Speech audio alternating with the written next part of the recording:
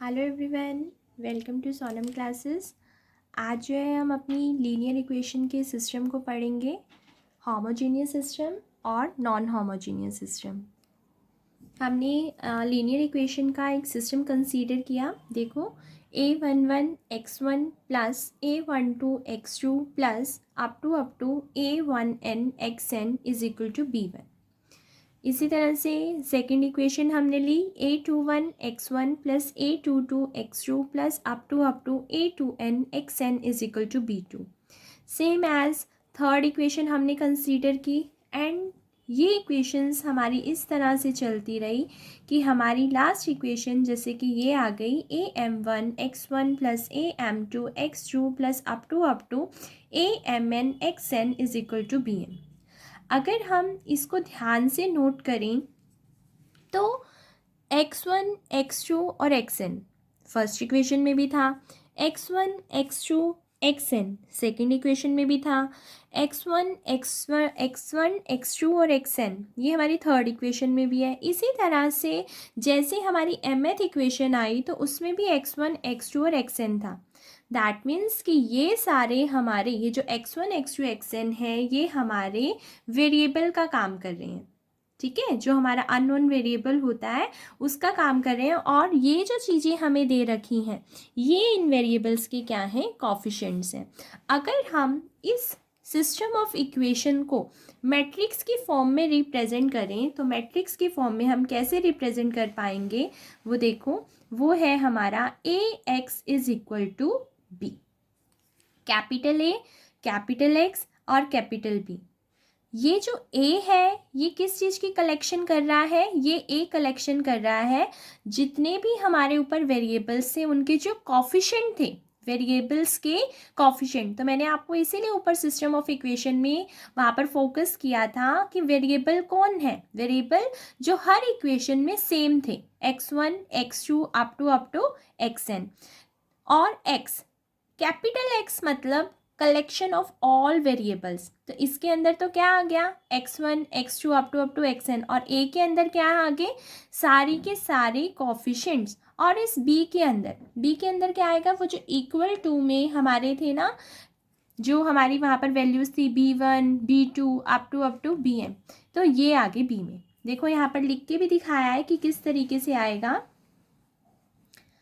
ए के अंदर हमारी मैट्रिक्स बन गई, ए आई जे को रिप्रेजेंट किया क्योंकि हमने सिस्टम ऑफ इक्वेशंस में कॉफिशिएंट को रिप्रेजेंट ऐसे किया हुआ है ना, a11 a12 a1n a21 a22 a2n a31 a32 a3n am1 am2 amn। तो मतलब हमारी ये चीज़ किसको रिप्रेजेंट करेगी, ए के अंदर हमारे सारे कॉफिशिएंट्स की क्या होगी, कलेक्शन, जो कि हमारी m इंटू एन को रिप्रेजेंट करेगी। इसी तरह से जो हमारा x है, x जो कि हमारी किसकी कलेक्शन कर रहा है, वेरिएबल की। और इसी तरह से जो b है वो हमारी किसकी कलेक्शन कर रहा है, वो जो इक्वल टू के बाद जो हमारे वैल्यूज़ लिखी हुई थी उसको। ठीक है। अच्छा, जब आप मैट्रिक्स बनाओगे, ठीक है, वो अभी मैं आपको सिंपल एग्जांपल लेके भी दिखाऊंगी क्योंकि एम एन में आपको शायद इतना क्लियर नहीं हो रहा होगा। आप अभी जब 2 या 3 इक्वेशंस को लेकर करोगे तो आपको वहाँ बहुत अच्छे से क्लियर होगा। तो देखो क्या है कि जब हमने मैट्रिक्स बनाई तो हमारी मैट्रिक्स का ऑर्डर कितना आया, m इंटू एन। तो ध्यान से यहाँ रोज़ देखो कितनी आ गई, m, और जो कॉलम्स है वो कितनी आ गई, n। तो ये जो n है ये किसको शो कर रहा है, नंबर ऑफ़ वेरिएबल्स को। और ये जो m है वो किसको शो कर रहा है, नंबर ऑफ़ इक्वेशंस को। तो ध्यान रखना, जो हमारी रो है वो नंबर ऑफ़ इक्वेशन को शो कर रही हैं और जो हमारी कॉलम है वो नंबर ऑफ़ वेरिएबल को शो कर रही हैं। देखते हैं एक एग्जाम्पल लेके।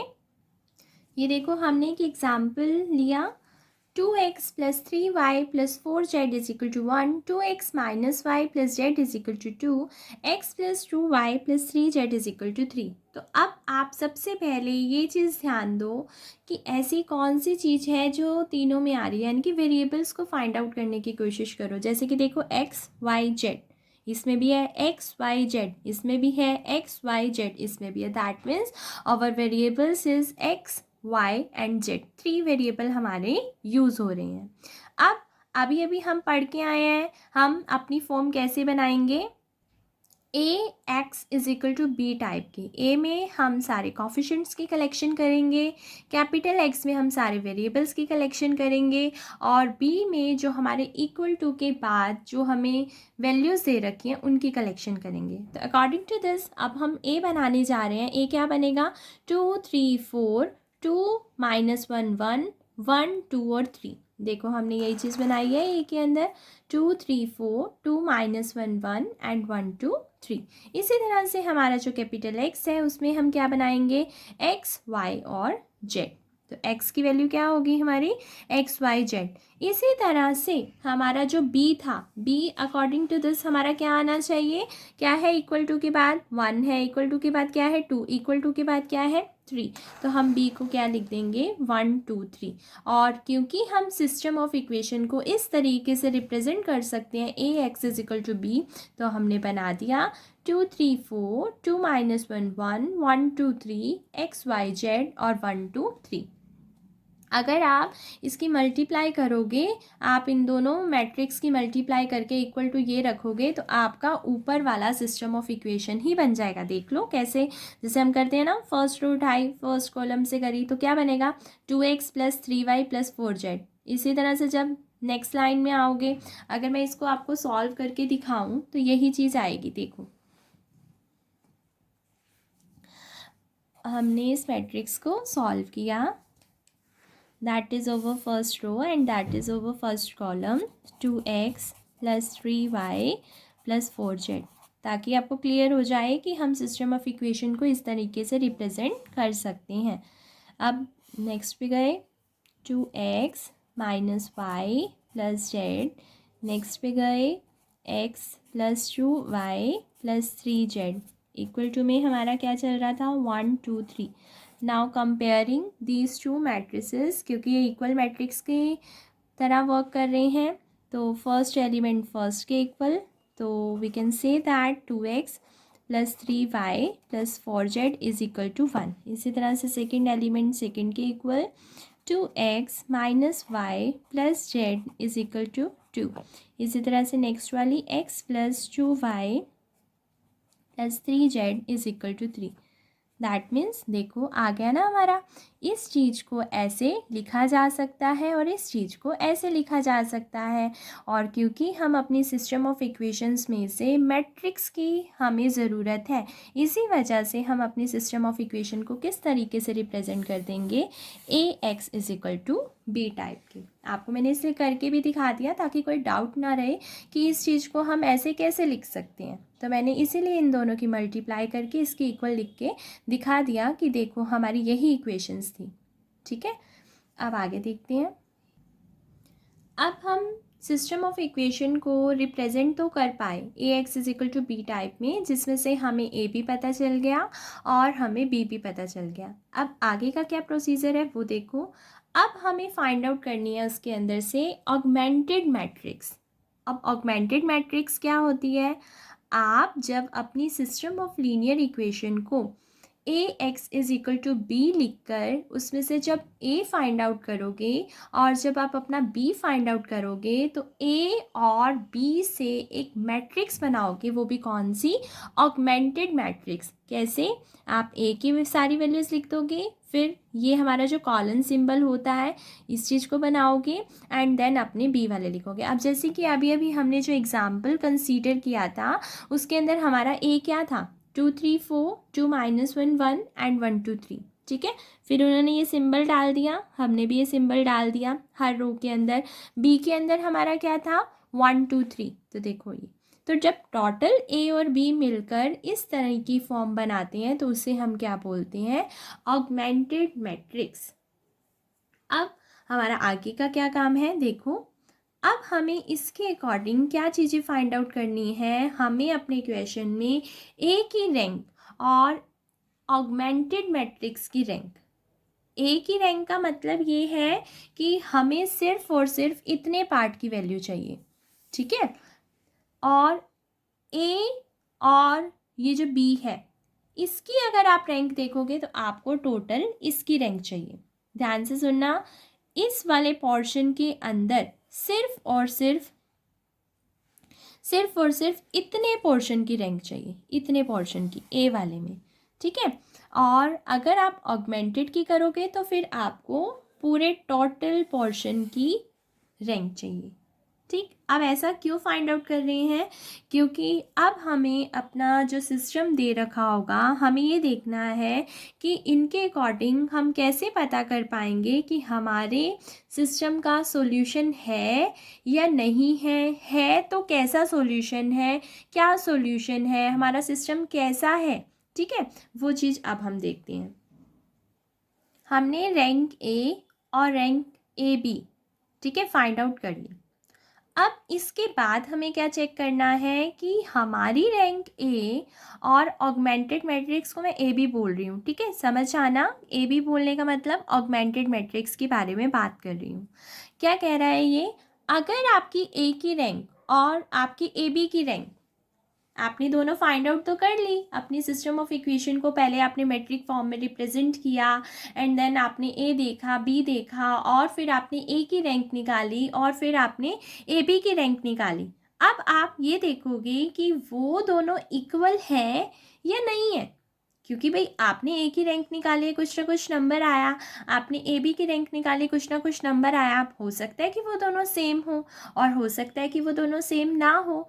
तो हमने सबसे पहले इसी चीज़ के बारे में पढ़ा कि अगर तो वो दोनों इक्वल आ जाते हैं तो आप क्या कहोगे कि हमारा जो सिस्टम है वो क्या है, कंसिस्टेंट। ध्यान से सुनना, अगर रैंक ए बी के इक्वल आ जाता है तो आप उसे क्या बोलोगे कि सिस्टम कैसा है, कंसिस्टेंट। पर अगर आपकी रैंक ए आपकी ए बी की रैंक के इक्वल नहीं आती, अगर आपकी ए की रैंक ए बी की रैंक के इक्वल नहीं आती तो आप उसको क्या बोलोगे, इनकंसिस्टेंट। कई बार एमसीक्यूज़ में पूछ भी लिया जाता है कि आपका जो सिस्टम है वो कंसिस्टेंट कब है, भाई जब दोनों की रैंक इक्वल है। इनकंसिस्टेंट कब है, जब दोनों की रैंक इक्वल नहीं है, ठीक है। तो आप पहली चीज़ तो हमारी क्लियर होगी, अगर दोनों इक्वल है तो इसका मतलब हमारा सिस्टम कंसिस्टेंट है, और अगर इक्वल नहीं है तो इसका मतलब हमारा सिस्टम इनकंसिस्टेंट है। अब कंसिस्टेंट और इनकंसिस्टेंट क्या होता है वो ध्यान से सुनो।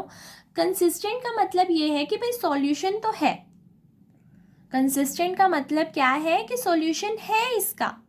ये नहीं पता कि कितने सॉल्यूशन है, एक सॉल्यूशन है, दो है, तीन है, इनफाइनाइट है, फाइनाइट, हमें कुछ भी नहीं मालूम। बस इतना पता है कि कंसिस्टेंट से हम सिर्फ इतना कह पा रहे हैं कि इस सिस्टम का कोई ना कोई सॉल्यूशन तो ज़रूर है। लेकिन इनकंसिस्टेंट का मतलब क्या है कि ये सॉल्यूशन जो आपने लिया है, ये जो सिस्टम आपने लिया है इसका कोई सॉल्यूशन ही नहीं है, यानी कि इसका कोई भी आपके वो जो वेरिएबल आपने ले रखे हैं उन वेरिएबल की कोई भी वैल्यू एग्जिस्ट नहीं करती इस सॉल्यूशन के लिए। तो सबसे पहला काम यही है कि रैंक ए और रैंक ए बी में हमें ये देखना है, अगर दोनों इक्वल आ गए दैट मीन्स कि हमारा सिस्टम कंसिस्टेंट है, और अगर इक्वल नहीं आए तो सिस्टम हमारा इनकंसिस्टेंट है। इनकंसिस्टेंट मतलब नो सॉल्यूशन, ठीक है। अब आ जाओ इधर, नो सॉल्यूशन वाली तो बात क्योंकि ख़त्म हो गई, अब हम अपने कंसिस्टेंट पर आते हैं। अब कंसिस्टेंट का मतलब इतना तो पता है हमें कि सॉल्यूशन तो है। अब वो सॉल्यूशन क्या है, या तो यूनिक या इनफाइनाइट। या तो सॉल्यूशन यूनिक है, यूनिक का मतलब ये है कि एक ही सॉल्यूशन एग्जिस्ट करता है, ठीक है, और या तो एक सॉल्यूशन एग्जिस्ट कर रहा है या फिर इनफाइनाइटली एग्जिस्ट करें। ऐसा नहीं है कि एक सिस्टम के दो सॉल्यूशन है, ऐसा नहीं है कि एक सिस्टम के तीन सॉल्यूशन है, या ऐसा नहीं है कि सिस्टम के फाइनाइटली मैनी सॉल्यूशन है, नहीं, सिर्फ दो ही बातें हैं, या तो एक ही सॉल्यूशन आएगा या फिर इनफाइनाइट आएंगे, ठीक है, या तो इनफाइनाइट या फिर एक। ऐसा नहीं है कि दो सॉल्यूशन तीन सॉल्यूशन, अगर ऐसा ऑप्शन आता है it has two solution, it has three solution, तो वो आप सीधा ही कट कर सकते हो। क्यों, क्योंकि या तो यूनिक या फिर इनफाइनाइट, या तो एक ही सॉल्यूशन मिलेगा या फिर इनफाइनाइट मिलेंगे। अब पता कैसे चलेगा, अब उस पर आओ, क्योंकि कंसिस्टेंट तो है, ये दोनों इक्वल तो हैं, लेकिन इक्वल के बाद अब क्या चीज़ चेक करनी है कि दोनों इक्वल तो हैं, क्या वो इक्वल नंबर ऑफ वेरिएबल्स के ही हैं। आपको मैंने बोला था ना, एन हमारा किसको रिप्रेजेंट कर रहा है, नंबर ऑफ वेरिएबल्स को। एन यानी कि कॉलम्स क्योंकि हमने जब स्टार्टिंग करी तो हमने m इंटू एन से रिप्रेजेंट किया था, m से इक्वेशंस रिप्रेजेंट करी थी, n से हमने वेरिएबल्स रिप्रेजेंट करे थे। यानी कि जो रो है वो इक्वेशन को रिप्रेजेंट करती है और जो कॉलम है वो हमारी वेरिएबल्स को रिप्रेजेंट करती है। तो कह रहा है कि नंबर ऑफ वेरिएबल्स अगर हमारी जितनी है उतनी ही ये दोनों आ गई, क्योंकि इक्वल तो है ही, और इक्वल होके जितने हमारे नंबर ऑफ वेरिएबल हैं अगर ये उसके इक्वल आ जाता है तो सिस्टम हमारा कैसा रखता है सॉल्यूशन, यूनिक सॉल्यूशन। अगर ए और ए बी की रैंक तो इक्वल है, इतना तो हमें कंफर्म है क्योंकि सिस्टम इज कंसिस्टेंट। अगर तो वो हमारी नंबर ऑफ वेरिएबल के इक्वल आ जाती हैं तो फिर कैसा है, यूनिक सॉल्यूशन। पर दोनों इक्वल तो हैं लेकिन वो हमारी नंबर ऑफ वेरिएबल से लेस हैं, तो फिर सिस्टम कैसा रखता है हमारा, इनफाइनाइट सॉल्यूशन। तो ये आपको डायग्राम बिल्कुल अच्छे से क्लियर होना चाहिए, इसी के बेस पर हमारे सारे इक्वेशंस हो जाएंगे। अगर हमारे ये दोनों इक्वल हैं और अगर इक्वल नहीं है, इक्वल है तो कंसिस्टेंट, इक्वल नहीं है तो इनकंसिस्टेंट। इनकंसिस्टेंट मतलब कि कोई सॉल्यूशन नहीं है, पर कंसिस्टेंट का ये मतलब नहीं है कि हम ये कहें कि हमेशा यूनिक ही होगा या हम ये कहें कि हमेशा इनफाइनाइट ही होगा। नो, कंसिस्टेंट के भी आगे 2 पार्ट्स में डिवाइड कर दिया। अगर वो दोनों खुद n के ही इक्वल हैं that means it has unique solution. पर अगर वो दोनों इक्वल तो हैं बट उस n से कम है, n मतलब नंबर ऑफ वेरिएबल से कम है, तो इनफाइनाइट सॉल्यूशन। ठीक है, अब देखो होमोजेनियस सिस्टम क्या होता है वो देखो, ax इज इक्वल टू 0। ठीक है, यहाँ पर आप क्या देखोगे, जैसे कि जहाँ पर जो b था वहाँ पर एक तरह से o यानी कि यहाँ पर 0 को ही रिप्रेजेंट कर रहा है। इसका क्या मतलब है कि जो इक्वल टू के इधर वैल्यूज़ होती थी अगर वो सारी क्या हो जाती हैं, 0। होमोजीनियस सिस्टम क्या कहता है कि अगर हर इक्वेशन में इक्वल टू के बाद हमारा वो जो कांस्टेंट थी, जो वैल्यू थी, वो अगर 0 हो जाती है तो इस सिस्टम को हम क्या बोलेंगे, होमोजीनियस। और अब नॉन होमोजीनियस क्या होगा, भाई सिंपल सी बात है, यहाँ पर आपका हमेशा 0 नहीं होना चाहिए, मतलब कि वैल्यू नॉन जीरो होनी चाहिए। पर मैं ये नहीं कह रही कि सारी नॉन जीरो होनी चाहिए। अगर कोई एक भी इक्वेशन नॉन जीरो ले लेती है तो वो सिस्टम क्या बन जाता है, नॉन होमोजीनियस। देखो देखो ए एक्स इजिकल टू बी था, उन्होंने क्या कहा कि बी 0 के इक्वल नहीं है। अब यहाँ पर देखो वही ऊपर वही 2x plus 3y plus 4z is equal to 0, पहली इक्वेशन सेम है। 2x minus y plus z is equal to 0, second equation भी सेम लिया है। लेकिन थर्ड इक्वेशन में देखो मैंने क्या किया, x plus 2y plus 3z is equal to 4 which is non zero. तो आपने देखा दोनों इक्वेशन में क्या फ़र्क था, उसके पास भी 3 इक्वेशन, इसके पास भी 3 इक्वेशन, लेकिन उसके तीनों इक्वेशन में इक्वल टू 0 था। लेकिन इसकी 2 इक्वेशन में इक्वल टू 0 है लेकिन तीसरी में नॉन जीरो है। तो टोटल मिलाकर अगर मैं इसके बारे में बात करूँ that is over capital B ना, तो कैपिटल बी आप क्या कहोगे कि 0 हुआ या नॉन जीरो, नॉन जीरो। तो वहाँ ऊपर वाले इक्वेशन में हमारा जो कैपिटल बी था वो क्या था, 0। तो अब आप समझ ही गए हो कि बी वाली पोजीशन अगर आपकी 0 तब होगी जब सारे 0 होंगे, और बी वाली पोजीशन आपकी नॉन जीरो तब होगी जब एटलीस्ट 1 एलिमेंट वहाँ ऐसा हो जो कि नॉन जीरो हो। ठीक है, तो होमोजीनियस और नॉन होमोजीनियस के बारे में भी पता चल गया। अब रिजल्ट्स पढ़ते हैं होमोजीनियस सिस्टम को लेकर। In homogeneous system of equations is always consistent। बहुत इंपॉर्टेंट रिजल्ट है, ध्यान से सुनना। हमने अभी जब स्टार्टिंग में हम जब सिस्टम ऑफ लीनियर इक्वेशंस के बारे में पढ़ रहे थे तो हमने वहाँ ऑगमेंटेड मैट्रिक्स बनाई थी ना, ए और कॉलन सिंबल डालकर बी। अब क्योंकि होमोजेनियस सिस्टम है तो वो बी तो हमेशा के लिए क्या हो गया, 0। तो उसको तो लिखो ना लिखो एक ही बात होगी ना, क्योंकि वो सारे 0 हो गए। तो क्या कह रहा है रिजल्ट, हमें क्या कह रहा है, ध्यान से सुनो, कि जो अब सिस्टम ऑफ इक्वेशन बनेगी वो हमेशा कंसिस्टेंट ही होगी। हमेशा क्या होगी, कंसिस्टेंट ही होगी। इनकंसिस्टेंट यहाँ पर बनेगा ही नहीं, क्योंकि इनकंसिस्टेंट कब बनता है, जब ए की रैंक और ए बी की रैंक दोनों डिफरेंट हो। पर यहाँ पर तो जो ए बी है वो ए बी अपना काम ही नहीं कर रहा, वो ए बी खुद ए ही है क्योंकि बी तो 0 है। इसका मतलब यहाँ तो हमेशा वो जो ए वाली रैंक है वो अपनी ए बी वाली रैंक है तो हमेशा क्या रहेगी, इक्वल ही रहेगी, क्योंकि बी तो पूरा का पूरा जीरो है ना, वो तो पूरा का पूरा ए पर ही डिपेंड करता है।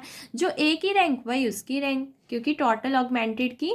तो इसीलिए होमोजीनियस सिस्टम के अंदर हमारा सिस्टम कभी भी इनकंसिस्टेंट नहीं होगा। बहुत अच्छा रिजल्ट है। आपको अगर मान लो कोई एमसीक्यूज दे दिया जाए और आपको होमोजीनियस सिस्टम में दे दिया जाए और नीचे ऑप्शंस दे दिए जाएं कि विच वन इज़ नॉट ट्रू या जो भी इसके अकॉर्डिंग, तो हो सकता है वहाँ पर वो पूछे इट हैज़ नो सॉल्यूशन या इट इज़ इनकंसिस्टेंट, तो आप बिल्कुल इजीली कह सकते हो कि ये नो सॉल्यूशन तो नहीं रखता। क्यों? क्योंकि इसका नो सॉल्यूशन तो हो ही नहीं सकता, ये इनकंसिस्टेंट तो हो ही नहीं सकता। It has a solution, it has a solution, ये सॉल्यूशन जरूर रखेगा। हाँ, हम ये नहीं बता पा रहे हैं कि एक रखता है या फिर इनफाइनाइट रखता है, क्योंकि हम स्टार्टिंग में ये तो पढ़ ही आए हैं भाई, या तो एक सॉल्यूशन या फिर इनफाइनाइट सॉल्यूशन या फिर नो सॉल्यूशन। नो सॉल्यूशन इसका है नहीं, तो बचा कौन, या तो इसका यूनिक सॉल्यूशन होगा या फिर इसका इनफाइनाइट सॉल्यूशन होगा। तो आपने बस अपना, जब आपको गिवन क्वेश्चन मिले तो आप ये देख लेना उस सिस्टम ऑफ इक्वेशन में क्या सारी इक्वल टू जीरो है। तो इक्वल टू जीरो है ना, तो एक चीज़ तो बिल्कुल हम पक्की कर लेंगे कि ये इनकंसिस्टेंट तो है नहीं। अब मुझे सिर्फ इतना डिसाइड करना है कि ये हमारा यूनिक रखता है या फिर इनफाइनाइट रखता है। उसके लिए भी बहुत शॉर्टकट्स हैं, आप ये आगे भी चेक करेंगे तो हमें ये पता चल गया कि हमारा पहला रिजल्ट हमें कह रहा है कि this system can never be a inconsistent. आगे देखते हैं। अब देखो इसका एक और भी बहुत अच्छा रीज़न है, कहते हैं क्योंकि zero solution is always a solution of a homogeneous system. क्योंकि देखो जब हम, क्योंकि देखो जीरो सॉल्यूशन तो हमेशा मिलेगा। अब आप खुद से एक एग्जाम्पल कंसीडर करके देखो, ठीक है। आपका होमोजीनियस सिस्टम है तो आप देखोगे कि आपको और कोई सॉल्यूशन दिख रहा हो या ना दिख रहा हो, लेकिन जीरो सॉल्यूशन ज़रूर दिखेगा। चेक करते हैं। देखो सबसे पहले हमें सिस्टम ऑफ इक्वेशंस मिली, ठीक है। मैंने देखा इसके भी इक्वल टू में ज़ीरो है, इसके भी इक्वल टू में ज़ीरो है, इसके भी इक्वल टू में ज़ीरो है। तीन इक्वेशंस हैं, तीनों ही इक्वल टू ज़ीरो ले रहे हैं। तो according to this we can say that कि this system is a homogeneous system, ठीक है। होमोजीनियस है। मैं अभी कुछ सोच नहीं रही, मैं बस हम वो चीज़ चेक करने जा रहे हैं कि नो सॉल्यूशन क्यों नहीं होता, ठीक है। नो सॉल्यूशन का मतलब पता है क्या है, कि इस सिस्टम का कोई सॉल्यूशन ही नहीं है।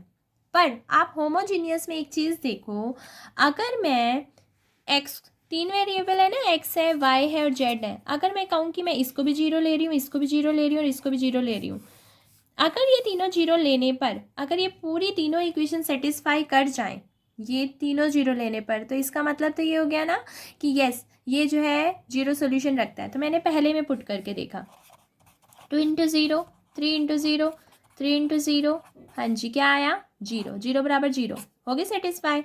सेकेंड में भी 4 × 0, 5 × 0 एंड 7 × 0, हाँ जी जीरो आ गया ना, ये भी सेटिस्फाई कर रही है। 8 × 0, 9 × 0, जीरो, हाँ जी ये भी जीरो बराबर जीरो। तो क्या जीरो ने, x zero, y zero, z zero ने क्या इन तीनों इक्वेशन को सेटिस्फाई नहीं किया, किया है। इसका मतलब ये वाली चीज़ जो है ये क्या होगी, सॉल्यूशन होगी। अब ये तो मैंने कोई एक एग्जाम्पल है, आप होमोजीनियस का कोई भी एग्जाम्पल ले लो भाई। जब इक्वल टू में ज़ीरो है और आप वेरिएबल्स को जीरो ले रहे हो तो वो हमेशा सेटिस्फाई करेगा। इसीलिए हम ये कह रहे हैं कि होमोजीनियस सिस्टम का और कोई सोल्यूशन हमें दिखे ना दिखे, लेकिन जीरो सोल्यूशन तो हमेशा ही है। जीरो सोल्यूशन तो हमेशा, और जब एक सोल्यूशन हमेशा ही है तो इस सिस्टम का कभी भी हम यूँ तो नहीं कह सकते कि नो सोल्यूशन है। तो इस सिस्टम का कभी भी नो सोल्यूशन नहीं होगा, क्योंकि इस सिस्टम का कोई और सोल्यूशन मिले ना मिले पर जीरो सोल्यूशन हमेशा मिलेगा। दैट्स वाई हम ये कंफर्म कह सकते हैं कि होमोजीनियस सिस्टम कभी भी इनकंसिस्टेंट नहीं होता। होमोजीनियस सिस्टम हमेशा कंसिस्टेंट होता है। अब कंसिस्टेंट में आगे दो पार्ट डिवाइड हो जाते हैं कि यूनिक है या इनफाइनाइट है। अब एक और चीज़ ध्यान से सुन लो, अगर सिस्टम सिर्फ और सिर्फ जीरो सॉल्यूशन ही रखता है, क्योंकि देखो जीरो ने तो रखना ही रखना है, सिर्फ और सिर्फ जीरो सॉल्यूशन रखता है, इसके अलावा और कोई नहीं रखता, तो इसका मतलब ये यूनिक सॉल्यूशन रखता है। पर अगर जीरो के अलावा भी कोई सॉल्यूशन है तो वो फिर इनफाइनाइट सॉल्यूशन रखता है, ठीक ठीक है, अभी हम आगे रिजल्ट पढ़ते हैं। देखो यही चीज़ बताई है, जीरो सॉल्यूशन को हम हमेशा ट्रिवियल सॉल्यूशन बोलते हैं। ट्रिवियल क्योंकि हमेशा ही आपका एग्जिस्ट कर रहा है, ठीक है। और जीरो सॉल्यूशन के अलावा भी अगर कोई सॉल्यूशन मिल जाए तो वो सॉल्यूशंस होंगे उन्हें हम क्या बोलेंगे, नॉन ट्रिवियल सॉल्यूशन। तो जीरो सॉल्यूशन को हम हमेशा क्या कॉल करेंगे, ट्रिवियल सॉल्यूशन। तो ये भी एमसीक्यूज में पूछा जा सकता है, विच one is a trivial solution. तो आपको पूरा बेसिक स्ट्रॉन्ग होना चाहिए कि आपसे इससे रिलेटेड कोई भी क्वेश्चन पूछा जाए तो आप उसे अटेम्प्ट कर पाओगे। इसी तरह से होमोजीनियस में कंसिस्टेंट के दो पार्ट हो गए, यूनिक या फिर इनफाइनाइट। ये हम स्टार्टिंग में भी पढ़ चुके थे कि हमारी बस यूनिक और इनफाइनाइट यही सॉल्यूशन होते हैं। ऐसा नहीं कि एक सिस्टम 2 सॉल्यूशन रख रहा है या एक सिस्टम 3 सॉल्यूशन रख रहा है, नहीं, या तो यूनिक सॉल्यूशन रखेगा या फिर इनफाइनाइट सॉल्यूशन रखेगा। और अगर आपको कोई ये कह दे कि एक होमोजीनियस सिस्टम है और वो यूनिक सॉल्यूशन रखता है तो सॉल्यूशन बताओ, आप बिल्कुल फटाफट से कह सकते हो फिर तो इसका ट्रिवियल सॉल्यूशन ही है। क्योंकि अगर मैं आपको ये लाइन बोल रही हूँ कि मान लो MCQs आ जाता है, in homogeneous system it has a unique solution, then what is the solution of it। तो आपको मान लो ऑप्शन दे दिए जाए 0 0 0 1 1 0 लाइक दैट, इस तरीके से, तो आप उसी टाइम फटाफट कह दोगे कि 0 0। मान लो 2 इक्वेशन तो 2 वेरिएबल हों, ठीक है। तो कहने का क्या मतलब है कि अगर तो वो कहता है कि यूनिक सॉल्यूशन है तो फिर यूनिक तो 0 ही मिलेगा क्योंकि 0 तो हमेशा ही है। और आप कह रहे यूनिक है, यूनिक मतलब एक ही सॉल्यूशन है, तो फिर वो कौन सा है, 0 सॉल्यूशन है, ठीक है। आगे देखो, अब इस तरीके से भी क्वेश्चन पूछा जा सकता है कि number of trivial solution of homogeneous system, एक होमोजेनियस सिस्टम के ट्रिवियल सॉल्यूशन की संख्या बताओ। अभी तो पढ़ा है सिर्फ और सिर्फ 0 सॉल्यूशन, तो एक ही सॉल्यूशन हुआ ना, तो दैट मीन्स 1, यानी कि यूनिक, और वो भी कौन, 0 सॉल्यूशन। तो ये आपको बिल्कुल क्लियर होना चाहिए। इसी तरह से नेक्स्ट पूछा है उन्होंने question, number of non trivial solution of homogeneous system. कहते हैं होमोजेनियस सिस्टम के नॉन ट्रिवियल सॉल्यूशन की संख्या बताओ।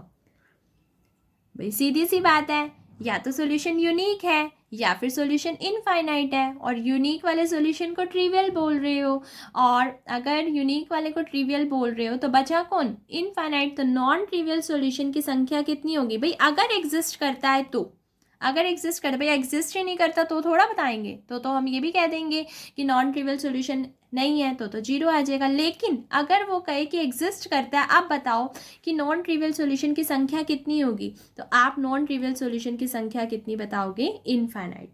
तो बहुत अच्छा रिजल्ट है ये। क्या क्या रिजल्ट हमने होमोजीनियस के लिए पढ़ लिए। होमोजीनियस के लिए हमने ये पढ़ा भाई, अगर सिस्टम होमोजीनियस है तो सबसे पहली बात ये इनकंसिस्टेंट नहीं हो सकता। इसका मतलब इसका कोई ना कोई सोल्यूशन ज़रूर होगा। हम ये कभी नहीं कह सकते कि it has a no solution, ये कभी नहीं कह सकते, ठीक है। तो एक तो हो गया ये वाला रिजल्ट। सेकंड रिजल्ट, इसका ट्रिवियल सॉल्यूशन अगर कभी, इसका जो ट्रिवियल सॉल्यूशन है वो हमेशा होता है, वो कौन होता है, 0 सॉल्यूशन, क्योंकि 0 सॉल्यूशन हमेशा होगा। तो इसके ट्रिवियल सॉल्यूशन की संख्या पूछी जाए तो वो 1, और नॉन ट्रिवियल की संख्या पूछी जाए तो उससे पहले उनसे हमें ये क्वेश्चन पुट करना है कि एग्जिस्ट करता है या नहीं करता। कहते हैं एग्जिस्ट करता है। अगर एग्जिस्ट करता है तो फिर उसकी संख्या क्या होगी, इनफाइनाइट, क्योंकि कंसिस्टेंट के अंदर 2 ही बातें होती हैं, या तो यूनिक या फिर इनफाइनाइट। यूनिक होगा तो फिर ट्रिवियल सॉल्यूशन ही होगा, और अगर यूनिक नहीं है मतलब एक से ज़्यादा है तो फिर इसका मतलब वो नॉन ट्रिवियल सॉल्यूशन है, यानी कि इनफाइनाइट है, ठीक है। ये भी बहुत अच्छा रिजल्ट है। काफ़ी क्वेश्चंस को हमें सॉल्व करने की ज़रूरत ही नहीं पड़ेगी और हम बहुत इजीली बता पाएंगे। कब, देखो, अ homogeneous system in which number of equations is less then number of variable. ध्यान से, number of equations less than number of variables. आपको पता है ना, जब हम मैट्रिक्स फॉर्म बनाते हैं रो इनटू कॉलम की, तो रो रिप्रेजेंट करता है इक्वेशन को और कॉलम रिप्रेजेंट करता है वेरिएबल को। तो सीधी सी बात है, अगर रो कॉलम से कम है, अगर रो कॉलम से कम है, यानी कि अगर इक्वेशंस वेरिएबल से कम है, तो आपके होमोजीनियस सिस्टम का हमेशा ही इनफाइनाइट सॉल्यूशन मिलेगा। तो हमें चेक करने की भी ज़रूरत नहीं पड़ी। इनफाइनाइट सॉल्यूशन में 0 सॉल्यूशन तो है ही है, और भी बहुत सॉल्यूशन है इनफाइनाइट सॉल्यूशन, क्योंकि 0 सॉल्यूशन तो हमेशा ही है। तो क्या बोला है उन्होंने, अगर आपका सिस्टम होमोजीनियस है तो, होमोजीनियस है तो आप अपनी रो कॉलम को देख लो। रो रिप्रेजेंट कर रहा है आपकी नंबर ऑफ इक्वेशंस को, कॉलम रिप्रेजेंट कर रहा है आपकी नंबर ऑफ वेरिएबल को। अगर आपकी इक्वेशन की संख्या वेरिएबल की संख्या से कम है तो आप ये बिल्कुल कह सकते हो बिना चेक किए कि yes it has infinite solution. जैसे देखो मैंने एक एग्जाम्पल कंसीडर किया, 2x + 3y + 5z = 0, x + 2y + 6z = 0। कितनी इक्वेशंस हुई? 2। वेरिएबल कितने हैं? 3। तो इक्वेशन है तो वेरिएबल है 3 और सिस्टम कैसा है? होमोजीनियस, क्योंकि पहली इक्वेशन के भी इक्वल टू में 0 है, दूसरी के भी इक्वल टू में 0 है। जितनी इक्वेशंस हैं सबने इक्वल टू 0 लिया है, तो that means system is of a homogeneous system, है ना। और number of equation is 2 and number of variable is 3 and we know that 2 is less than 3। और जब इक्वेशन वेरिएबल से कम हो, अब मुझसे कोई पूछे हाँ जी इसका सॉल्यूशन बताओ, सॉल्यूशन तो ज़रूर है क्योंकि होमोजीनियस सिस्टम है, होमोजीनियस का कभी नो सॉल्यूशन तो होता नहीं। और क्योंकि होमोजीनियस सिस्टम है, या तो सिस्टम यूनिक या फिर इनफाइनाइट, बट हमारा ये रिजल्ट है कि अगर हमारी number of equation number of variable से कम है तो सिस्टम कैसा सॉल्यूशन रखता है? इनफाइनाइट। तो देखो सिंपल रिजल्ट से ही हमने बता दिया कि this system has a infinite solution. First question देखो सिस्टम ऑफ लीनियर इक्वेशन का।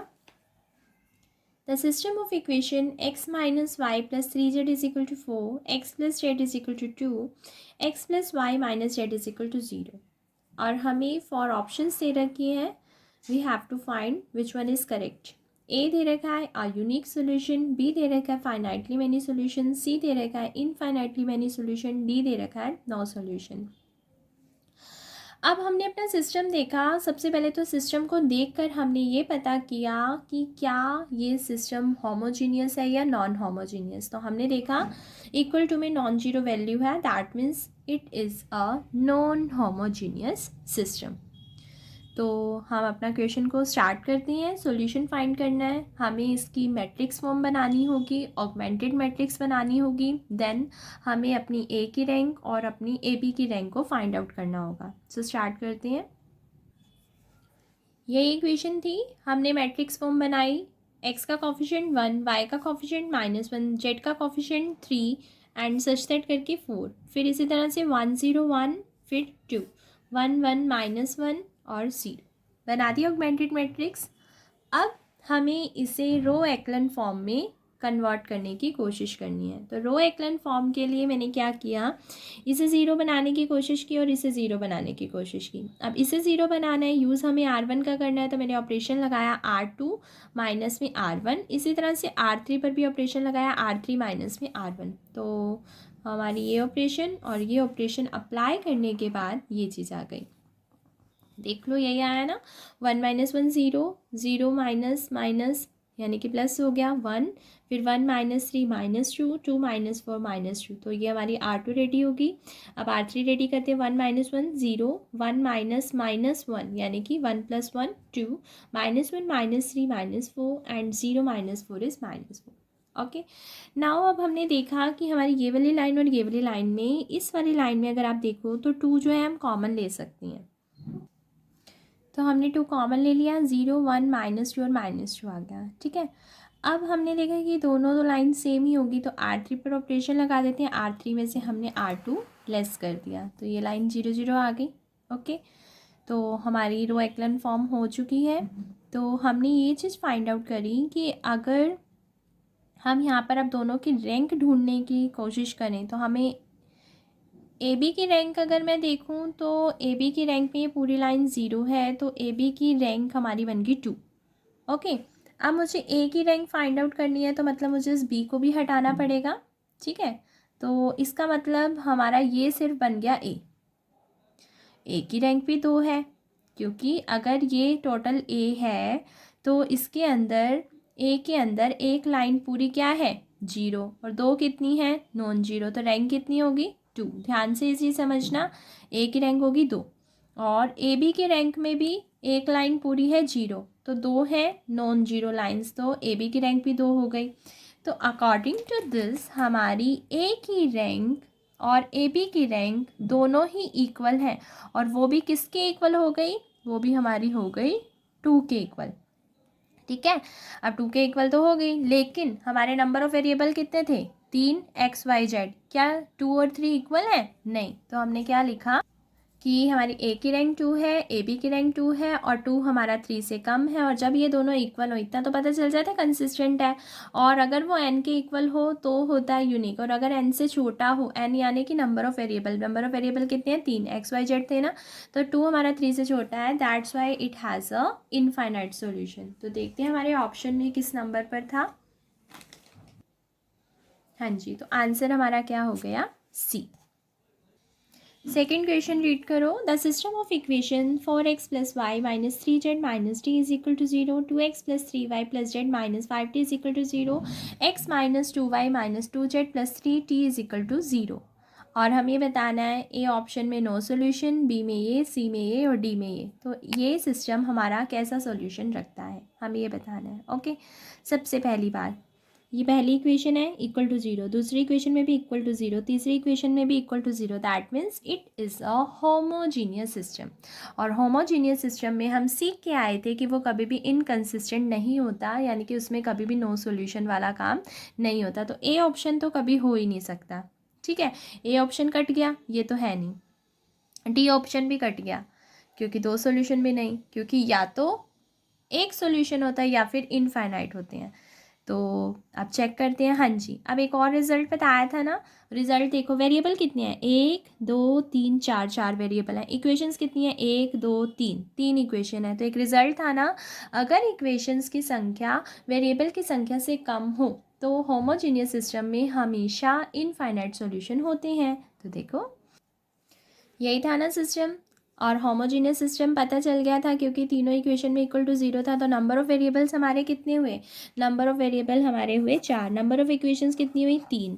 तो हमने लिख दिया 3 इज़ लेस देन 4, और 3 लेस देन 4 है, मतलब 3 इज़ लेस देन 4 है, तो then it has a infinite solution. तो देखते हैं किस ऑप्शन पे है, इनफाइनाइट है बी पर, तो आंसर इज़ बी।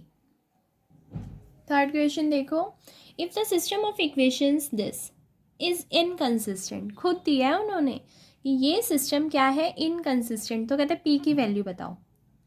अब पहले तो सिस्टम को देखो कैसा है, होमोजीनियस है या नॉन होमोजीनियस। होमोजीनियस तो वैसे भी नहीं हो सकता क्योंकि होमोजीनियस का तो इनकन्सिस्टेंट होता ही नहीं है ना। चलो, फिर भी हमने देखा यहाँ पर ये नॉन जीरो वैल्यूज़ है ना, that means system is a non homogeneous system है। और अब उससे खुद बोला है इनकन्सिस्टेंट है, खुद बोला है, कहते हैं इनकन्सिस्टेंट है, तो आपको पी की वैल्यू बतानी है। बताना इनकन्सिस्टेंट कब होता है, इसका मतलब हमें क्या चीज़ गिवन मिली है, हमें ये चीज़ गिवन मिली है कि ए की रैंक ए बी की रैंक के इक्वल नहीं है। ये हमें गिवन मिला है, ए की रैंक ए बी की रैंक के इक्वल नहीं है। तो चलो हम बनाते हैं इसे, ऑगमेंटेड मैट्रिक्स। यही थी हमारी इक्वेशन, एक्स का कॉफिशेंट 1, वाई का -2, जेड का -3। इधर एक्स का नहीं है तो 0, वाई का भी नहीं है तो 0, जेड का कॉफिशेंट p+2। इधर आओ, एक्स का कॉफिशेंट नहीं है तो 0, वाई का कॉफिशेंट 2p+1, जेड का कॉफिशेंट 1। इक्वल टू में 1 3 2 है, तो ऑगमेंटेड मैट्रिक्स में कॉलन सिंबल डालकर 1 3 2 बन गई। ओके, चलो अब हम अपना रो एक्लन फॉर्म बनाने की कोशिश की, तो हमने देखा कि ये तो ऑलरेडी हमारे क्या है, 0 हैं। और फिर हमने क्या किया कि हमें ये देखा कि भाई सेकंड लाइन में यहाँ 0 आया हुआ है, हमारा तो यहाँ कोई नॉन जीरो नंबर होना चाहिए, है ना, रो एक्लन फॉर्म बनाने के लिए। तो मैंने क्या किया कि इस लाइन और इस लाइन को आपस में इंटरचेंज कर दिया, दैट मीन्स कि मैंने R2 को इंटरचेंज कर दिया R3 के साथ। तो ये वाली लाइन ऊपर आ गई, ये वाली लाइन नीचे आ गई। ओके, आप ध्यान देना, ये 0 है, हाँ जी, ये 0 है, हाँ जी। उन्होंने क्या बोला था, ए की रैंक और ए बी की रैंक इक्वल नहीं होनी चाहिए, खुद गिवन दिया है, ए की रैंक और ए बी की रैंक इक्वल नहीं होनी चाहिए क्योंकि सिस्टम कैसा है, इनकंसिस्टेंट। सिस्टम हमें इनकंसिस्टेंट दे रखा है। इधर आओ, अब ध्यान से इस चीज़ को देखना, यहाँ पर इस लाइन में ये नंबर कैसा है, नॉन जीरो। ये वाले नंबर के बारे में हमें नहीं पता। आप कहोगे कैसे नहीं पता, क्योंकि p is a unknown value, क्योंकि p ही डिसाइड करेगी कि यहाँ क्या आएगा। अब मेरी बात ध्यान से सुनो, अगर तो यहाँ पर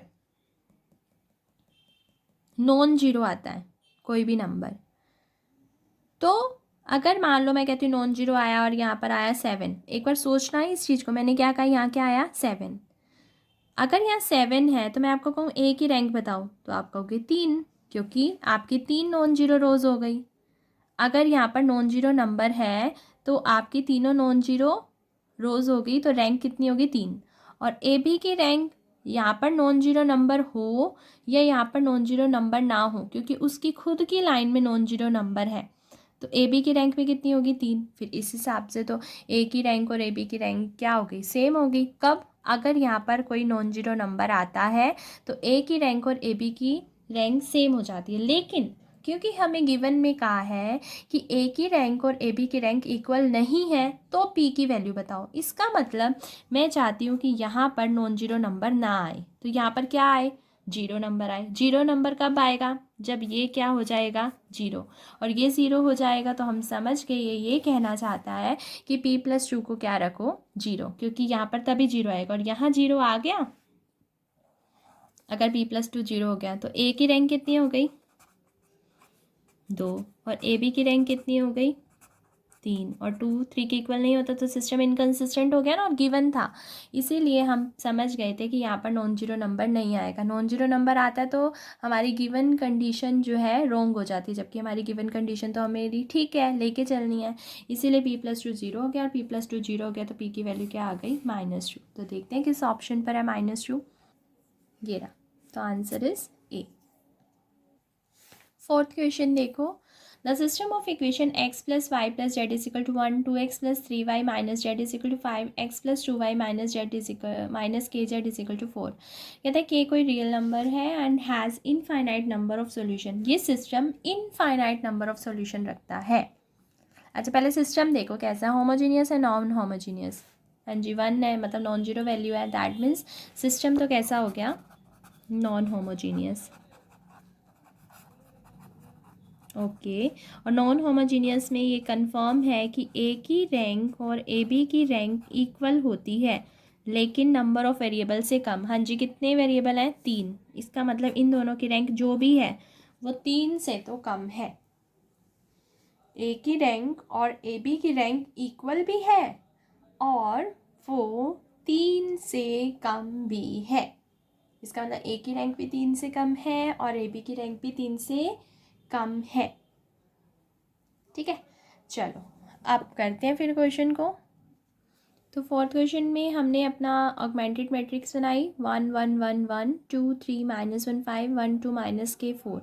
ओके, ऑपरेशन लगाई, इसको जीरो बनाया और इसको जीरो बनाया। इसको जीरो बनाने के लिए r2 - 2r1 ऑपरेशन लगाई, इसको जीरो बनाने के लिए r3 - r1 किया। ओके, ऑपरेशन हमने लगा दी, ये आ गया हमारे पास। आगे देखो, अब हमने इसको ज़ीरो बनाना है, तो हमने ये देखा कि ये 1 है और ये भी 1 है, 1 में से 1 गया जीरो, तो r3 में से हमने r2 लेस कर दिया। तो देखो क्या आया, r3 पे ऑपरेशन लगाई, r3 - r2, तो ये हमारी r3 वाली लाइन बन गई। ये यहाँ तक हम पहुँच गए। ठीक है, अब बहुत ध्यान से समझने वाली बात है, बहुत ही बारीकी से इस बात को समझना है, क्योंकि उन्होंने हमें गिवन दिया है कि सिस्टम कैसा है, इनफाइनाइट।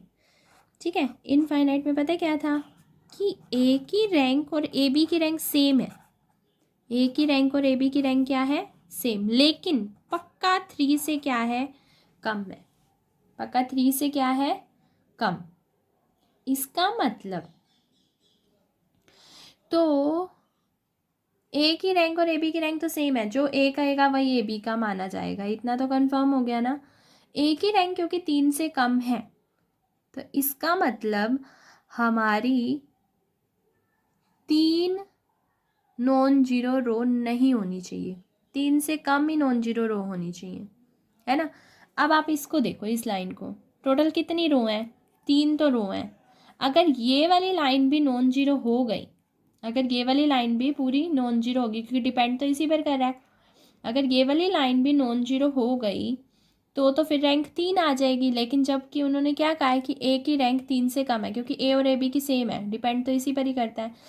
यानी कि इसका मतलब, क्योंकि मुझे इस लाइन को जीरो बनाना है, अगर ये लाइन पूरी जीरो बनेगी तभी तो रैंक 3 से कम आएगी, और ये लाइन कब पूरी जीरो बनेगी, जब ये वाला ज़ीरो होगा। और क्योंकि सिस्टम इनफाइनाइट है, और सिस्टम इनफाइनाइट है इसीलिए ए की रैंक 3 से कम ही होगी, और 3 से कम कहना है तो इसे जीरो होना पड़ेगा, क्योंकि ये नॉन जीरो हुआ तो रैंक 3 हो जाएगी। रैंक 3 हो नहीं सकती क्योंकि गिवन है, इसलिए इसको क्या होना पड़ा, जीरो। तो माइनस के, हमारा -2 के इक्वल अगर के क्या आ गया 2।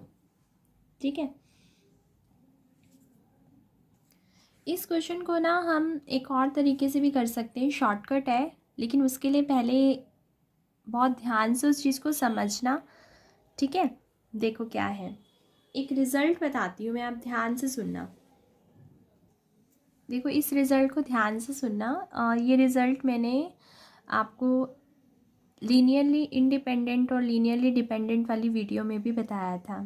ठीक है, अगर ए कोई मैट्रिक्स है और वो स्केयर मैट्रिक्स है, स्केयर मैट्रिक्स के बारे में ही बात कर रही हूँ, स्केयर मैट्रिक्स पर ही ये रिज़ल्ट अप्लाई करना, यानी कि जितनी रो उतनी ही कॉलम, यानी कि जितनी इक्वेशन उतने ही वेरिएबल। ये क्योंकि इक्वेशन को रिप्रेजेंट करता है और ये वेरिएबल को रिप्रेजेंट कर रहा है। ठीक है, और क्योंकि मैं स्केयर मैट्रिक्स की बात यहाँ पर कर रही हूँ, क्योंकि स्केयर मैट्रिक्स के अंदर आप डिटर्मिनेंट फाइंड कर पाओगे। ठीक है, तो मैंने आपको एल आई और एल डी वाली वीडियो में एक रिज़ल्ट लिखवाया था कि अगर ए का डिटर्मिनेंट नॉन जीरो आता है तो एल आई होगा, और अगर ए का डिटर्मिनेंट जीरो आता है तो एल डी होगा। ये लिखवाया था ना मैंने। अच्छा, अब ए का डिटर्मिनेंट जीरो और ए का डिटर्मिनेंट नॉन जीरो पे आपने एल आई और एल डी तो बोल दिया। यहाँ पर ध्यान से सुनना, जब ए का डिटर्मिनेंट नॉन जीरो था और जब आपने एल आई बोला तो इससे पता है क्या मीनिंग निकल रहा है। एल आई का मतलब क्या है कि अगर मान लो मैंने 3×3 की मैट्रिक्स ले रखी थी, ठीक है, तो एल आई का मतलब पता है क्या है, एल आई से मीनिंग देखो क्या निकलता है कि तीनों ही रो जो है लीनियरली इंडिपेंडेंट है, यानी कि तीनों ही रो आपस में एक दूसरे पर डिपेंड नहीं करती। इसका मतलब ये जो हमारी 3 थी ये तीनों ही नॉन जीरो रो थी। जब हम इनकी रो एक्लन फॉर्म बनाए, मतलब रो एक्लन फॉर्म लास्ट में हम जब बना ली होगी ना, क्योंकि डिटर्मिनेंट से तो रिजल्ट पता चल गया, पर इसका मीनिंग क्या निकला कि जब आपका ए का डिटर्मिनेंट नॉन जीरो आया, इसका मतलब इसकी रैंक जो है लास्ट में 3 ही आई थी। इसका मतलब 3 कब आई होंगी, जब तीनों ही नॉन जीरो रोज होंगी, है ना। अच्छा, अब इसका मीनिंग ध्यान से समझो। तो ये का डिटर्मिनेंट आपका ज़ीरो था, तो एल डी का क्या मतलब है, एल डी का ये मतलब है कि आपकी रैंक ना 3 नहीं होगी, पक्का 3 नहीं होगी। मुझे नहीं पता कि रैंक 1 आई होगी या 2 आई होगी, लेकिन आई एम वेरी श्योर कि rank is not equal to 3। इसका मतलब इसकी एक लाइन तो जीरो ज़रूर बनी होगी। हो सकता है कि ये दोनों नॉन जीरो, हो सकता है कि 2 लाइन आपकी जीरो बनी हो और एक लाइन नॉन जीरो बनी हो।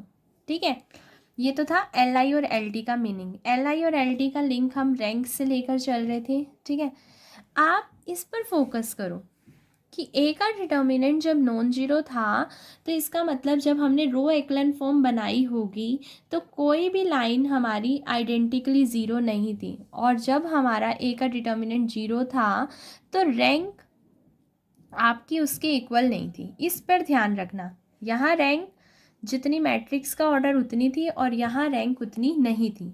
ठीक है, अब जैसे कि आपका यही क्वेश्चन था, मैं आपका इसका एक शॉर्टकट बनवाने वाली हूँ, लेकिन उसके लिए पहले आपको पूरा इसका मीनिंग क्लियर होना चाहिए। अब जैसे यही क्वेश्चन था, हमने अभी इसको उससे कर भी लिया, आंसर भी निकल आया, पर मैं ना आपको इससे डिटर्मिनेंट की फॉर्म से कुछ बताना चाह रही हूँ।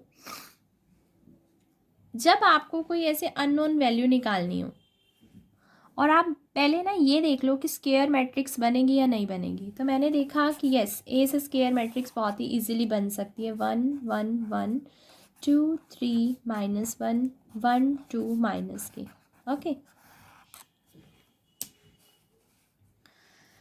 अभी अभी मैं पीछे क्या पढ़ के आई हूँ कि अगर ए का डिटर्मिनेंट नॉन जीरो तो एल आई, और अगर ए का डिटर्मिनेंट जीरो तो एल डी।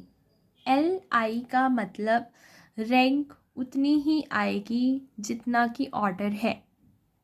LI का मतलब रैंक उतनी ही आएगी जितना कि ऑर्डर है। ऑर्डर कितना है? 3 × 3। अब बात ये है, अभी अभी हमें बोला गया कि सिस्टम क्या है? नॉन होमोजीनियस, है ना। नॉन होमोजीनियस में इतना कंफर्म था कि ए की रैंक और ए बी की रैंक क्या होगी? सेम होगी, लेकिन 3 से क्या होगी? कम, है ना। आप एक बार इसको भूल जाओ, ए की रैंक 3 से क्या होगी? कम। मैं और कुछ कह पाऊँ या ना कह पाऊँ, but I am very sure कि अगर ए की रैंक 3 से कम है तो इस ए के डिटर्मिनेंट की वैल्यू कभी भी नॉन जीरो नहीं हो सकती, है ना। ए ये मैट्रिक्स है, और क्योंकि स्केयर मैट्रिक्स है, और स्केयर मैट्रिक्स में अभी अभी हम जस्ट एलडी और एलआई से ये रिज़ल्ट माइंड में सेट करके आए हैं कि अगर एलआई है तो जितनी मैट्रिक्स का ऑर्डर उतनी ही रैंक होती है, और अगर मैट्रिक्स एलआई नहीं है, एलडी है, तो रैंक उससे कम होती है। मैं रैंक बता नहीं सकती अगर एलडी है तो कितनी है, लेकिन उससे कम है ना। तो अगर मुझे गिवन है कि ये सिस्टम नॉन होमोजीनियस है और रैंक ए की 3 से क्या है? कम है। अगर ए की रैंक 3 से कम है तो yes, I am very sure कि ये ए का डिटर्मिनेंट 0 ही होगा, क्योंकि अगर नॉन जीरो हो जाए तो रैंक 3 हो जाएगी, और मुझे तो 3 रैंक साफ साफ कह रखा है कि नहीं है। तो अगर ए का डिटर्मिनेंट 0 आ गया तो मैं बहुत इजीली यहाँ से के की वैल्यू निकाल सकती हूँ। तो बस शॉर्टकट ना हो गया, अब हमें इतना सोचना ही ना पड़ा, बस यहाँ से हमें एक रिज़ल्ट पता चल गया। अब आप ये सॉल्व कर लो। यहाँ से डिटर्मिनेंट 1, ये कैंसिल, माइनस का 3k प्लस का 2, फिर -1, ये कैंसिल, माइनस का 2k प्लस का 1, फिर ये कैंसिल, 4 - 3 = 0। जब ऐसे अननोन वैल्यू निकालनी हो और सिस्टम भी नॉन होमोजीनियस है, लेकिन स्केयर मैट्रिक्स बन जाए और आप इस चीज़ को ध्यान से समझ पा रहे हो, तो ही ऐसा रिजल्ट अप्लाई करना।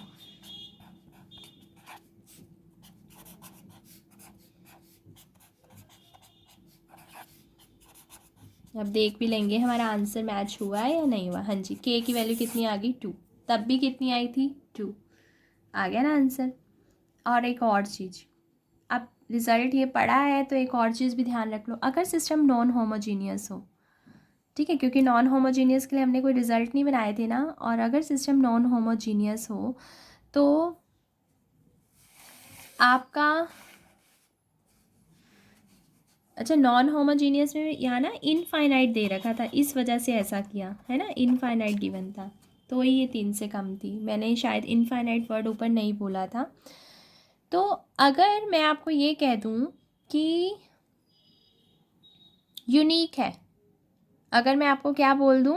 यूनिक है, तो पता है क्या होगा? ए की रैंक और ए बी की रैंक इक्वल होगी, और 3 के ही इक्वल होती फिर तो, और फिर आप बहुत ही शॉर्टली कह पाते कि ए का डिटर्मिनेंट क्या है? Non zero. तो ये बात याद रखना, अगर आपकी number of equations number of variable के इक्वल हों और नॉन होमोजीनियस सिस्टम हो, होमोजीनियस की तो अपने रिजल्ट है ही, होमोजीनियस पर तो काम कर ही लेंगे हम बहुत ही ईजिली, पर नॉन होमोजीनियस के लिए कोई रिजल्ट नहीं था। और अगर कोई आपको ऐसे अननोन वैल्यू निकालनी हो, मतलब कोई ऐसा बीच में कॉफिशेंट ऐसा दे दिया जाए जिसकी वैल्यू, तो आप ये ध्यान रखना, इसी चीज़ को स्केयर मैट्रिक्स से फ़ायदा है क्योंकि हम डिटर्मिनेंट बना पाएंगे। तो अगर यूनिक बोले तो नॉट इक्वल टू 0, और अगर इनफाइनाइट बोले तो इक्वल टू 0। ठीक है, चलो। और ये भी ध्यान रखना कि वो जो अननोन कॉफिशेंट हो वो इस साइड पर हो, ठीक है। अगर इस साइड पर होगा तो फिर आपको उसी से ही निकालना पड़ेगा, ए की रैंक और ए बी की रैंक से, ठीक है। अगर सारा ए पर डिपेंड कर रहा हो तब आप इस डिटर्मिनेंट वाले की हेल्प ले सकते हो, ठीक है। तो हमने ये यूनिक और इनफाइनाइट में अप्लाई करके देखा, यूनिक और इनफाइनाइट में ये चीज़ हमारी काम कर रही है, तो हम ये रिज़ल्ट शॉर्टकट लगा सकते हैं। तो फाइनली हमारा K2 आ गया था, देख लेते हैं किस ऑप्शन पे है। तो 2 आया सी ऑप्शन पर। Under which one of the following condition does the system of equation have a unique solution. उन्होंने पूछा है कि ये सिस्टम ऑफ इक्वेशन है तो विच वन इज़ ट्रू, और ये जो सिस्टम है यूनिक सॉल्यूशन रखता है। तो ये हमारे 4 ऑप्शंस हैं और हमें इस तरीके से बना के दे रखा है। ओके, चलो करते हैं। ये रहा सिस्टम हमारा। ओके, ऑगमेंटेड मैट्रिक्स बनाई, ये आ गया। और फिर से वही वाली चीज़, हमने इसको और इसको ज़ीरो बनाने की कोशिश करी तो R2 पर operation, R2 minus 2R1, R3 पर ऑपरेशन, R3 माइनस R1, तो ये आ गया। अब क्योंकि सिस्टम कैसा है, यूनिक सॉल्यूशन, तो यूनिक सॉल्यूशन क्या रिजल्ट देता है कि ए की रैंक और ए बी की रैंक बिल्कुल इक्वल है और वो नंबर ऑफ वेरिएबल के इक्वल आएगी। ठीक है, ए की रैंक और ए बी की रैंक इक्वल है और वो नंबर ऑफ वेरिएबल के इक्वल आएगी। नंबर ऑफ वेरिएबल कितने हैं, 3, और इसका मतलब हमें 3 ही नॉन जीरो रोज चाहिए, और 3 अगर नॉन जीरो रोज चाहिए तो ए के लिए भी और ए बी के लिए भी, और अगर ए के लिए 3 नॉन जीरो रोज हो गई तो ए बी के लिए तो अपने आप ही हो गई, है ना। इसका मतलब सारा फोकस किसके ऊपर है, इसके ऊपर। ये जीरो नहीं होना चाहिए, अगर ये ज़ीरो हो गया तो रैंक 3 से छोटी हो जाएगी, जबकि रैंक तो 3 से छोटी हो ही नहीं सकती क्योंकि नंबर ऑफ़ वेरिएबल कितने हैं, 3। तो ए की रैंक 3 कब होगी, और ए बी की रैंक भी इक्वल है, इसका मतलब इसको नॉन जीरो होना पड़ेगा। तो हमने लिख दिया कि a माइनस 8 को नॉन जीरो होना पड़ेगा और a क्या आ जाएगा, नॉट इक्वल टू 8। ठीक है, अब इसको उसी शॉर्टकट से करके देखें, क्योंकि यूनिक सॉल्यूशन बोला है ना। अभी अभी मैंने जस्ट आपको बताया था कि अगर नॉन होमोजीनियस सिस्टम में अगर आपको कोई शॉर्टकट अप्लाई करना और कोई हमारी ऐसी वैल्यू हो अननोन निकालनी हो तो देखते हैं इस पर लगता है रिजल्ट। ये था ना ए, और क्योंकि उससे क्या बोला कि यूनिक सॉल्यूशन, और यूनिक सॉल्यूशन में हम बहुत ही श्योर थे कि हमारे पास ए की रैंक और ए बी की जो रैंक है वो इक्वल है और वो भी 3 के इक्वल है। तो स्केयर मैट्रिक्स 3 × 3, और रैंक भी ए की कितनी होनी चाहिए, 3। तो एक बार इस चीज़ को साइड पर करके मैं अगर देखूँ कि ए की रैंक 3 ही है, तो ए की रैंक 3 कब हो गई, जब वो LI होगा, जब तीनों रो एक्लन फॉर्म बनाने के बाद भी तीनों नॉन जीरो रोज रहेंगी, यानी कि ए का डिटर्मिनेंट जब नॉन जीरो होगा। तो देखते हैं, सॉल्व करके देखते हैं।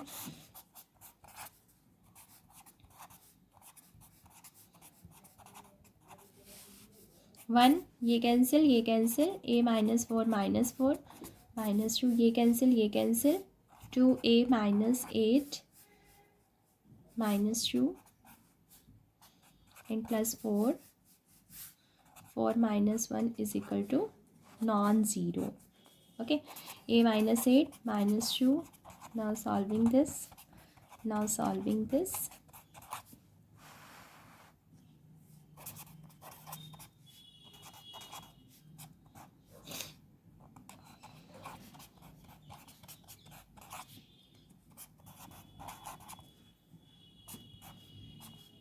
कितना आ गया, 32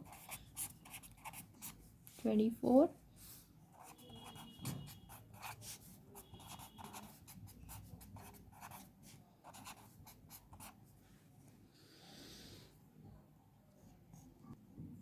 यहाँ पर ये ए बी पड़ा था ना,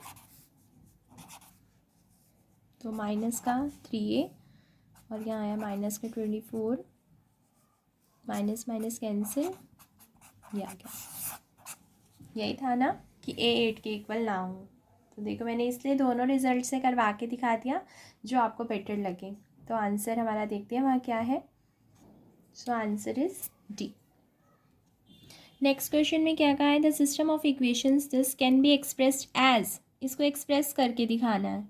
तो ये तो बहुत इजी आता है हमें, A X is equal to B बनाना है, यानी कि 1 2 1 2 1 3, फिर नेक्स्ट में एक्स वाई जेड और फिर इक्वल टू में 9 7। तो देखते हैं, ये रहे 4 ऑप्शन, ये तो कट गया, ये था 1 2 1 2 1 3, ये भी गलत हो गया क्योंकि एक्स वाई जेड इधर होना चाहिए, ये भी गलत हो गया, ये यानी कि C option is correct. Okay, next question, in the matrix equation ax is equal to b, which of the following is necessary condition for the existence of at least one solution for the unknown vector x। तो हमसे ये कह रहा है कि अगर Ax is equal to b हो तो बताओ कि कम से कम एक सॉल्यूशन रखना है, तो कौन सी नेसेसरी कंडीशन होगी? कम से कम एक सॉल्यूशन रखता है। ठीक है, चलो रीड करा हमने। ए ऑप्शन है, ऑगमेंटेड मैट्रिक्स जब आप बनाओगे तो ये सेम रैंक रखेगा जो ए रैंक रखेगा। कहते हैं ए और ए बी की रैंक सेम होगी तो कम से कम एक सॉल्यूशन रखेगा। एक तो ये ऑप्शन है। बी ऑप्शन कहता है vector B must have only non zero elements. C कहता है ए को सिंगुलर होना पड़ेगा। और डी ऑप्शन कहता है ए को स्केयर होना पड़ेगा। तो ये बताना है कौन सी नेसेसरी कंडीशन है जो होनी ही चाहिए, मतलब तभी ऐसा होगा। तो देखते हैं। वैसे तो आपको पता ही है, हमने सिस्टम ऑफ लीनियर इक्वेशन में सबसे पहले यही चीज़ सीखी थी कि अगर ए की रैंक और ए बी की रैंक इक्वल होगी तभी कंसिस्टेंट होगा, अदरवाइज इनकंसिस्टेंट होगा, है ना। तो yes, this option is correct, क्योंकि ए बी की रैंक और ए की रैंक को सेम होना ही पड़ेगा तभी कंसिस्टेंट होगा, क्योंकि उन्होंने कहा है ना कम से कम एक सोल्यूशन। हाँ, चाहे फिर वो यूनिक हो जाए चाहे फिर वो इनफाइनाइट हो जाए, क्योंकि दोनों इक्वल तो हैं।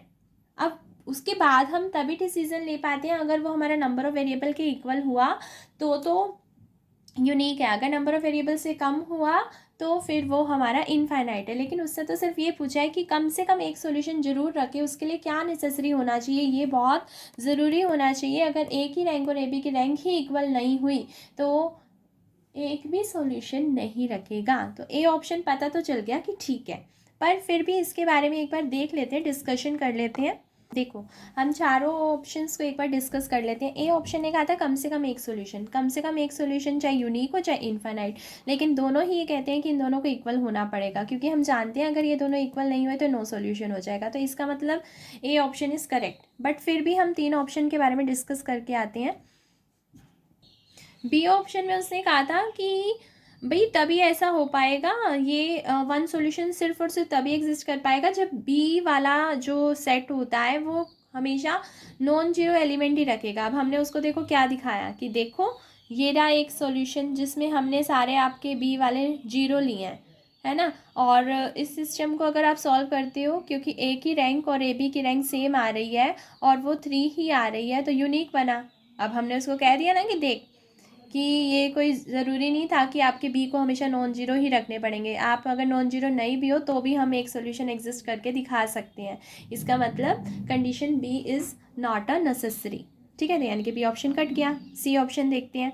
सी वाले ने कहा था कि अगर सिंगुलर होगा ना सिर्फ तभी ये एक सोल्यूशन रख पाएगा, नहीं तो नहीं। हमने कहा कि देखो हमने ए को नॉन सिंगुलर लेके दिखाते हैं और देखना फिर भी सोल्यूशन रहेगा एग्जिस्ट। वही वाला ले लिया, हमें नहीं पता कि यहाँ पर क्या है, लेकिन इस चीज़ को देखकर आप ए का अगर आप डिटर्मिनेंट निकालोगे तो यस ऑफ कोर्स वो नॉन जीरो आएगा। नॉन जीरो मतलब नॉन सिंगुलर, और ये पक्का सिस्टम कैसा सोल्यूशन रखता है, यूनिक, क्योंकि यहाँ ए की और ए बी की रैंक जो है 3 के इक्वल ही है। तो इसका मतलब C condition is not a necessary condition, तो सी ऑप्शन भी कट गया। सो सी भी रॉन्ग है। डी ने कहा कि ए को स्केयर ही होना पड़ेगा तभी सिर्फ आप सॉल्यूशन रख पाओगे। अब हमने उसको कहा कि देखो हम तो नॉन स्केयर मैट्रिक्स ले रहे हैं, देखो ले लिया ना, जहाँ हमने 2 × 4 ऑर्डर की, अगर ए को देखें तो 2 × 3 की ले ली, और ऑगमेंटेड देखें तो 2 × 4 की होगी। तो हमने ये देखा कि इसको अकॉर्डिंग भी अगर मैं सॉल्व करूँ, ए को बाहर निकालूँ, तो A is not a square matrix, और फिर भी ये यूनिक सोल्यूशन रखता है क्योंकि इसके अकॉर्डिंग भी ए की रैंक और ए बी की रैंक इक्वल है, और जब ए की रैंक और ए बी की रैंक इक्वल होती है तो सिस्टम कंसिस्टेंट होता है और वो हमेशा सोल्यूशन रखता है। तो हमने देखो बाकी तीनों ऑप्शन को रॉन्ग कर दिया ना, बी को भी, सी को भी और डी को भी। इसका मतलब ए ही ऐसी कंडीशन है जो नेसेसरी है, क्योंकि अगर ए में आपने नॉट इक्वल टू ले आए तो फिर सॉल्यूशन कभी एग्जिस्ट नहीं होगा, इसीलिए वहाँ पर इक्वल होना ज़रूरी है। इसीलिए A condition is a necessary condition to have at least one solution. ठीक है, तो हमारा होमोजीनियस सिस्टम और नॉन होमोजीनियस सिस्टम का टॉपिक आज यहीं फिनिश होता है। आपको वीडियो अच्छी लगी हो तो लाइक भी ज़रूर करना और कमेंट सेक्शन में ज़रूर बताना कि आपको कैसा लगा। बाय।